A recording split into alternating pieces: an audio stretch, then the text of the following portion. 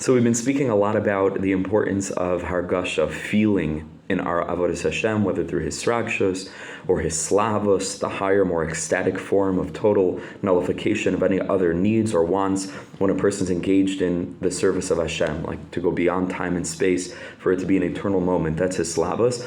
And his sragshos, like we described, for a person to feel deeply invested in the service of Hashem through Torah, through Tefillah, through Ma'asim Tovim, mitzvos, and so on. Now the Pesach Rebbe turns to the question of why this is important in the first place. What is the defining factor that makes his sragshus, this experience of feeling in Avodas Hashem, so important? Like, why is it an essential nakuda, an essential point to focus on?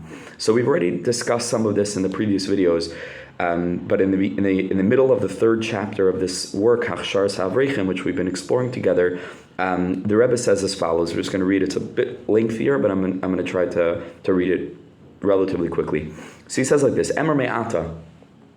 He says at this point we need to say, Afilu im yiter nishahu, if a person makes the mistake lemar to say she'eslavos ba'avodah rak Eliyahu, that his slavos, even his slavos, which is a much higher madriga, but certainly his sragshus, that it's only aliyah. It's something maybe to like strive for in advanced levels of serving God. Shirak b'nei aliyah, and it's only something that great tzaddikim can reach. Tzrichim l'shtadala, that they should try to work on. Malay kol echad, not each individual. Va'afilu im yifatcha yitzrach halemar, and even if the evil inclination should seduce us, should try to convince us that it's possible to be a chassid, which is ultimately what we're striving for, to serve Hashem out of love, out of real piety, the belayah slavas, that you can accomplish that without this feeling. And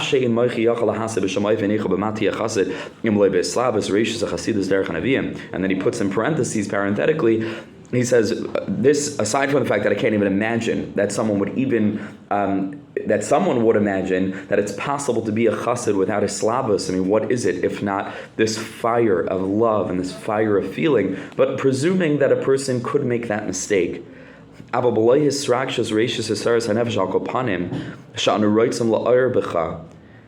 everyone would agree that even if it's not like his slavos might be something that's only for the Yehudis skula, only for certain great tzaddikim, but everyone would agree that his sragshus, at least what we've described in the previous videos, to feel a personal investment in Avodas Hashem, to feel like it's something that a person really wants to be connected to in the deepest depth of his being, and to feel that love, to feel that relationship. Everyone understands, kol echad yodeo maven, everyone knows that without that you cannot be a chassid. Certainly not in the sense of the Baal Shem Tov. You can't, right? Chassidus is defined by that sense, by that feeling. And again, just to clarify, we don't necessarily mean emotion. There are some people that are more emotional than others. Some people consider themselves to be very intellectual.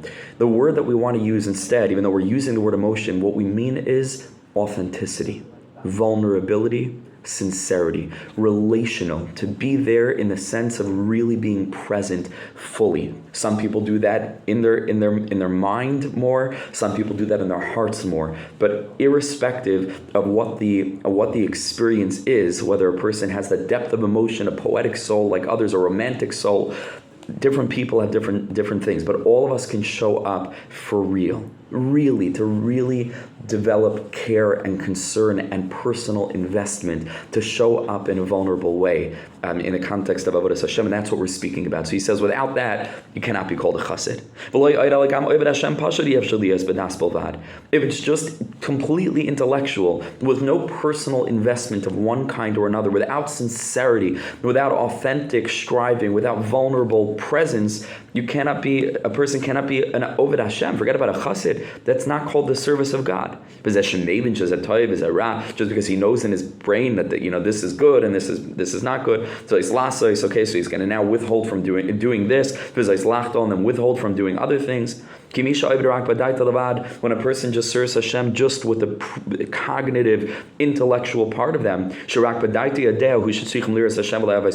a concept. Like, I know I need to love God. Okay, so now I'll proceed to love God. All right, and that kind of thing, as Tayrasai, or his Torah, mitzvahs, or his commandment, as Bana b'Am b'nei Yisrael, and to love other Jews, but it's just it's a concept. But he doesn't feel this. He's not enveloped by it. It doesn't fill him with an experience. So